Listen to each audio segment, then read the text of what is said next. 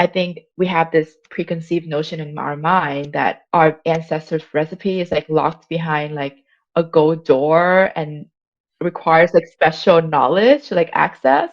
But here I am, asking my mom, and she's like iMessaging me. No punctuation, no periods, just straight up like things that she pulled from her memory. You're listening to Stories of the Vietnamese Boat People. Hi there, I'm Tracey Nguyen Mang, creator of the Vietnamese Boat People podcast, and welcome to Season 7. This season is called Then and Now, and it's unlike any we've done before. The year 2025 marks the 50th anniversary of the fall of Saigon, a moment that forever changed the lives of millions of Vietnamese people and has shaped the diaspora we're part of today. In past seasons, we've shared stories of escape, loss, and rebuilding. But this season, we're asking, how have we changed? What does it mean to be Vietnamese now? And where do we go from here? Today, our producer Tricia Vuong takes us to New York City, where she's met a group of Vietnamese home cooks who started a supper club that feels very different from the Vietnamese restaurants that we grew up with.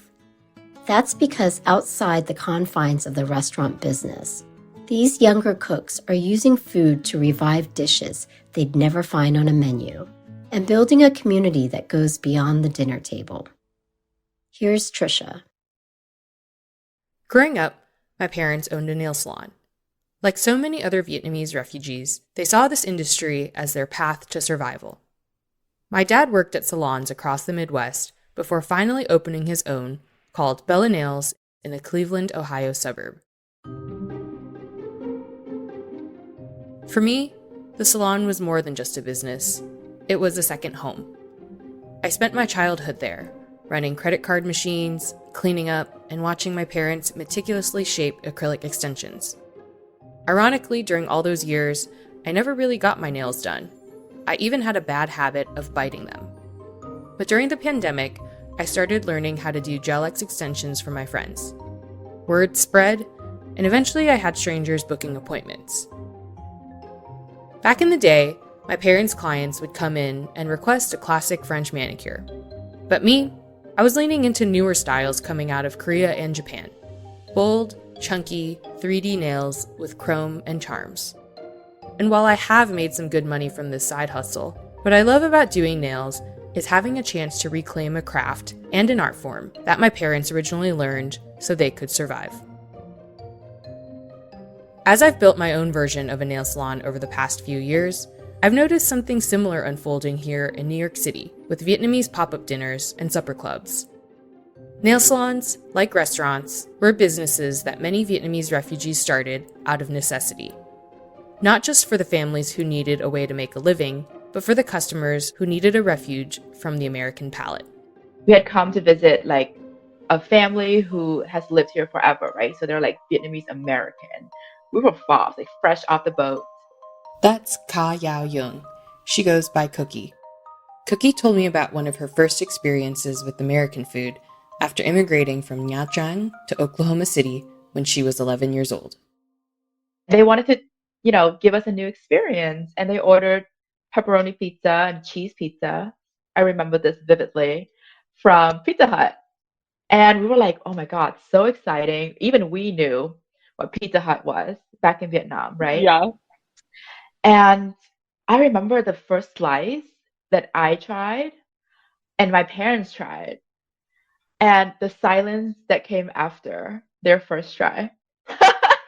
Like a good silence, or was it like they weren't really sure? It was more like if you had nothing nice to say, like don't say anything. I love that. And it was because to us, like the cheese flavor was so overwhelming. It was so salty. It really lacked like the kind of balanced flavors that was endemic in Vietnamese cooking. Like I don't know if I'm sure you're familiar with the concept of like ngũ hành. So like the five elements. It was like translated over to like cooking too, where saltiness, sweetness, sourness, umami is like all balanced out. And that was just not something that we could find easily in American cooking. And so even today, to this day, like whenever we go visit another city, right, we would need to visit Vietnamese like American restaurants. When Cookie was growing up in Vietnam, her family shared a plot of land with two of her uncles' families, a place passed down from their grandfather. And in that space, the kitchen wasn't just one room. It was an open, communal gathering place designed for large-scale cooking, especially during major family events. For Cookie, those meals went way beyond just having something good to eat. To me, like that's sort of the pathos around cooking is like hard work, a lot of resilience, and a lot of recipes that have been ongoing in like the family for like decades. We talked about how Vietnamese families would often start restaurants to preserve a piece of home. But in the American restaurant industry, they also faced a necessity to adapt, to make our food a reliable source of income. Especially in communities without a big Vietnamese population, dishes might have to be modified, flavors adjusted, all to make our cuisine more palatable to the American customer. I think visibility and representation is really code word for power and capital, right? So we really didn't have those elements in abundance when we first came. And so it was necessary for us to understand like what people enjoy and like how we could modify our cooking to make it appealing to people not within the in group, right? But to people who had the capital to spend on us. When Cookie moved to New York in 2023, she was surprised by how much harder it was to connect with the Vietnamese American community here compared to Orange County. So, she and her friend Rose made a list of the Vietnamese folks they did know in the city and invited them to a dinner party, hoping for feedback on the kinds of dishes and food they wanted to cook and share. The journey on learning how to cook really helped me, I guess, not unlock my identity as a Vietnamese woman, but rather added a layer of my interaction and perhaps helped me to understand how, like my connection to the other Vietnamese women in my life, right?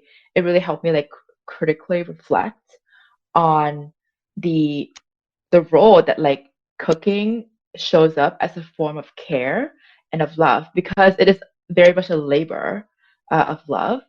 And that is really affirmation for me to utilize my Vietnamese cooking as a way to connect with people. Their first menu featured a curated mix of Vietnamese dishes like bò tai chan, a rare beef salad, and raw cao café, a bouncy agar jelly cake in a coffee flavor. And when each guest sat down, they found a card with a reflective question written on it. These were conversation starters, like, where do you find community here in New York City? And do you and your parents share a similar vision on what a community looks like? Having these illuminating conversations around the table where everyone could contribute their thoughts really brought people together and we felt closer after the dinner. So why don't we keep doing that and maybe make that a defining characteristics going forward? That's how Cookie and Rose founded their supper club. They named it Hong Yao, which references their Vietnamese names.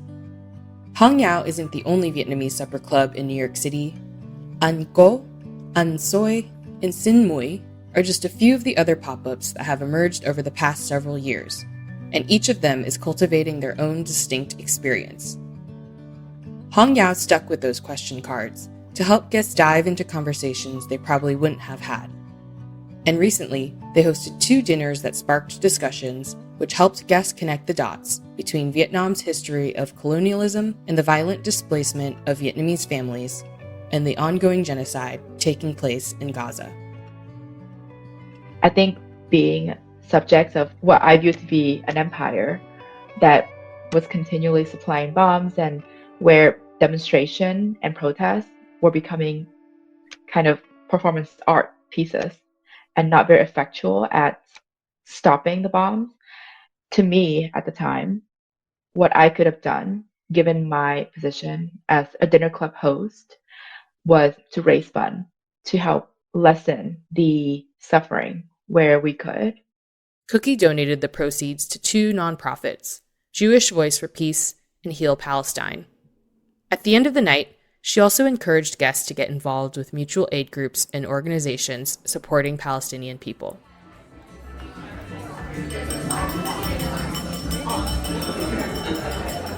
Back in March, I attended Hong Yao's first dinner of the year.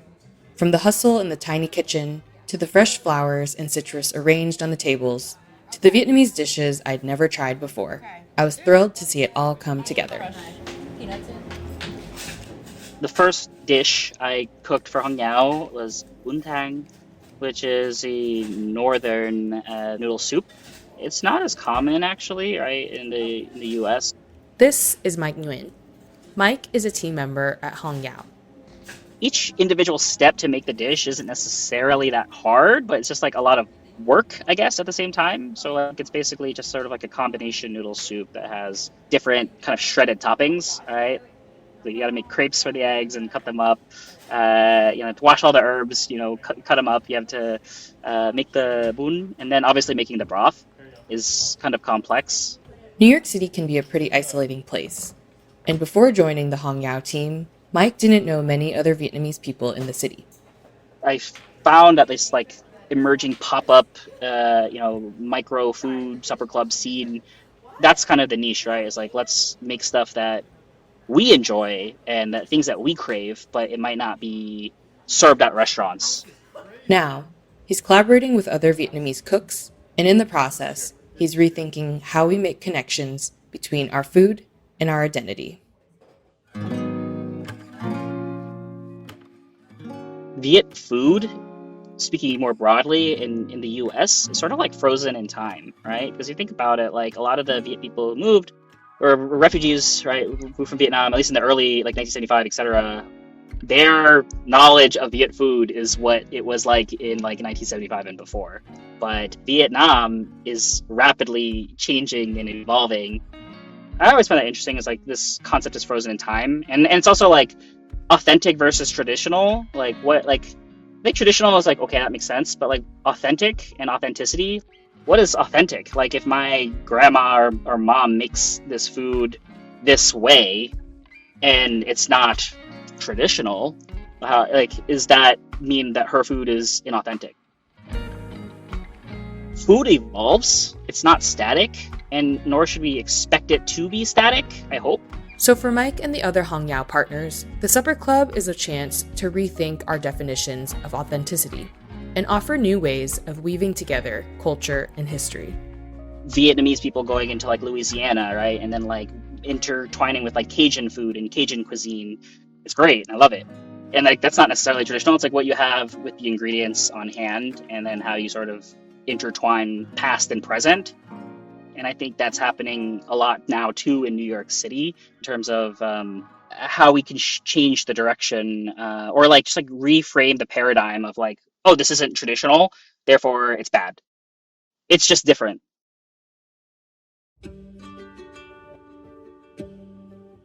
I wouldn't have been surprised if a professional chef was the one cooking me a dish I'd never tasted before and explaining the complicated histories of Vietnamese cuisine. But maybe the most powerful thing about Hong Yao is their cooks aren't professional chefs at all. They're just really passionate about their food. I remember sitting down and having the appetizers come out, and I think that was the first time that I talked to Cookie. That's Brandon Tai. Brandon is one of Cookie and Mike's most enthusiastic dinner guests. I remember we were talking about like the differences in like the squid Nuc Mam and the 3 crabs Nuc Mam, and she was like, oh, you probably know what you're talking about. You should come cook for the next dinner. And I was like, wow, this is something special. And I wanted to be a part of that. So that's why I kept coming back. I came for the food and conversations, and then I left with a part-time job. Brandon told me that the intimacy, the storytelling, the connection is unlike anything he's found in a New York City restaurant. Here, he's part of something shared, which everyone helps to grow. I think one of the coolest things for me about these dinners was meeting people from like all walks of life. Hong Yao does a really good job in creating this space for these people to like meet and linger and just have these conversations. You wouldn't get this going to like Vietnamese like restaurants in any city, really. At the dinner I attended, Brandon prepared the final dish for the dessert course, Jie Dao Zhang. It's a creamy, sweet rice dessert with black-eyed peas topped with rich coconut milk, a recipe passed down from his mom. I remember the silky, porridge-like texture and the warm and creamy coconut milk on top. It was a really great balance of textures and something that wasn't too sweet. And yeah, it was the first time that I've ever experienced food that was at that level. And it really was food that was good enough to call home about. And you bet that I actually did call home. I actually called my mom the next day and I told her. And I remember her just laughing. She's like, I'm glad you found like people that cook really, really good Vietnamese food. For Cookie, the founder of Hong Yao, this full circle moment, that phone call home to mom, is incredibly powerful. The way in which I and like a lot of my peers learn how to cook Vietnamese food is, I think it's an amazing reflection of the way that the world has changed and of the maybe like a new perspective on cooking, because I think we have this preconceived notion in our mind that our ancestors' recipe is like locked behind like a gold door and requires like special knowledge to like access. But here I am, asking my mom, and she's like iMessaging me, no punctuation, no periods, just straight up like things that she pulled from her memory. Right. I'm sure you've seen a lot of the controversies around white people branding their Asian store as like clean or like having all like authentic or like fresh ingredients as a way to like differentiate themselves from like real like Asian cooking. When my mom, who is a Vietnamese woman who cooked in Vietnam for like 40 plus years, would, get like a pre-marinade or a paste for a broth without hesitation. And it would taste just like how a Vietnamese dish should taste.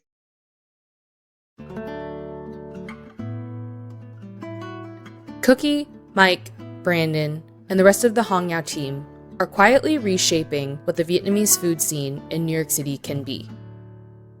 Being their guests reminded me of my own roots as the daughter of nail salon workers and helped me appreciate how creativity and resilience can go hand in hand. Whether it's a dinner menu or a set of nail extensions, what was once a tool for survival can be a canvas, a way to take ownership of our heritage and reimagine what our communities can look, feel, and taste like when we're allowed to evolve.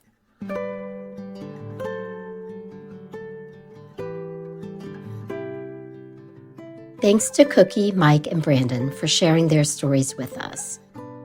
This episode was produced by Tricia Vuong with support from Matt Young and our whole team of producers. Editing by James Boo.